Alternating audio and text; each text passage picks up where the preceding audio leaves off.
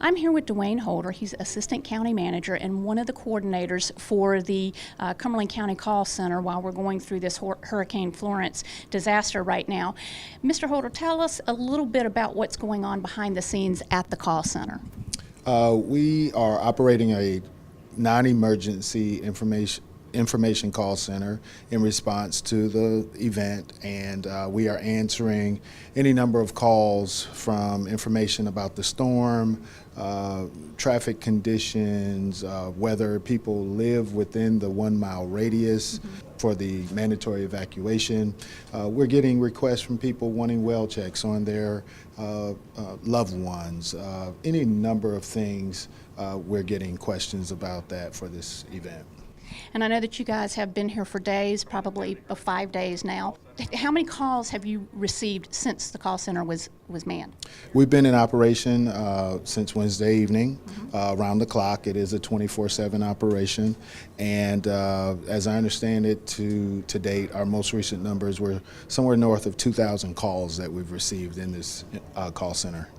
And have the concerns of the calls changed or shifted since it was first operational a couple days ago? Now that we're past the hurricane and kind of into the watching the flood stage, how have the calls changed? Certainly. A lot of the initial calls had to do with just general information about the hurricane, about the track of the storm, about anticipated impact on the area. Those calls and the nature of those calls evolved to once the mandatory evacuation notice was given. You can imagine the bulk of those calls had to do with, do I live within the mandatory evacuation zone?